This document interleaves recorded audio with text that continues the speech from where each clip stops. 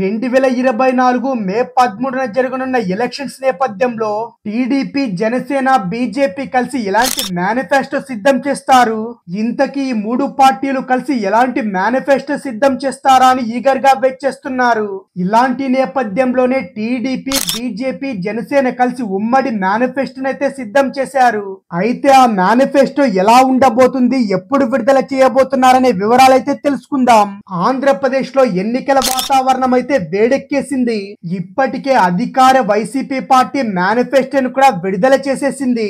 మరోవైపు రేపు TDP, BJP, Janasena పార్టీల ఉమ్మడి మేనిఫెస్టోను అయితే విడుదల చేసేందుకు సిద్ధమైంది.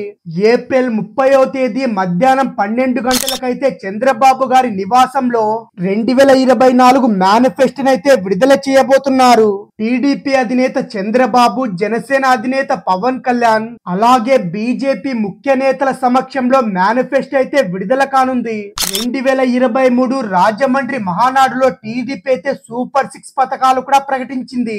ఆ తర్వాత కూటమిగా ఏర్పడి ఎన్నికల బరిలో మూడు పార్టీలు దిగాయి.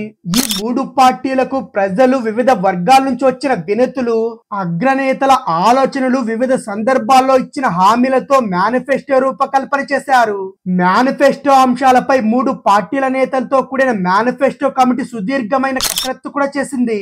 రాష్ట్ర ప్రజల నేటి అవసరాలు తీరుస్తాం, రేపటి ఆంక్షలను అయితే సాకారం చేస్తామనే థీమ్ తో ఉమ్మడి మేనిఫెస్టోను అయితే ఏర్పాటు చేశారు. ఇప్పటి ప్రభుత్వం వేస్తున్న అధిక పన్నులు, పన్నుల బాధుడు లేని సంక్షేమం, ప్రతి ప్రాంతంలో అభివృద్ధి అనే కాన్సెప్ట్ తో మేనిఫెస్టోని తయారు చేశారు. అప్పులు, పన్నులతో ఇచ్చేది అభివృద్ధి కాదని, సంపద సృష్టించడంతో అభివృద్ధి ఇస్తామని కూడా కూటమి హామీలు ఇస్తుంది.